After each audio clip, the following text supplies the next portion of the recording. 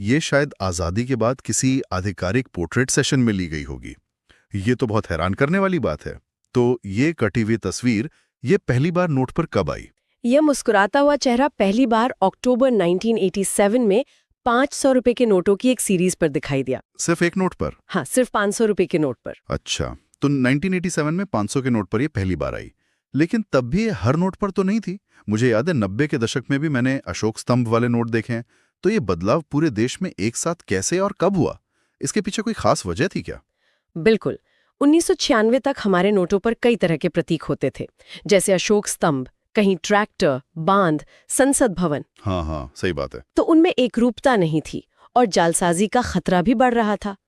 तब भारतीय reserve bank ने एक ऐसा चेहरा चुना जो पूरे देश को एकजुट करे, जो विवादों से परे हो और जिसे पहचानना आसान हो। और गांधी जी से बेहतर विकल्प तो हो ही नहीं सकता था। सही कहा। इसलिए 1996 में महात्मा गांधी सीरीज शुरू की गई।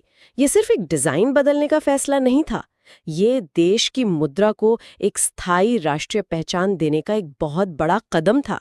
तो संक्षेप में कहानी 1969 में एक स्मारक नोट से शुरू हुई, फिर 1987 में एक खास नोट पर उस मुस्कुराती तस्वीर का आगमन हुआ जी। और आखिरकार 1996 में सुरक्षा और राष्ट्रीय पहचान की जरूरत के चलते ये तस्वीर हमारी करेंसी का स्थायी चेहरा बन गई।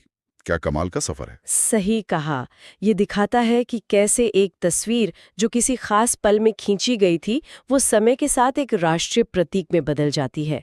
एक खास मौके के सम्मान से लेकर देश की मुद्रा की स्थायी पहचान बनने तक का सफर, है ना? सोचने वाली बात है कि हजारों तस्वीरों में से इसी एक खास तस्वीर के क्रॉप किए हुए हिस्से को क्यों चुना गया, जो पूरे देश की करेंसी का चेहरा बन गई।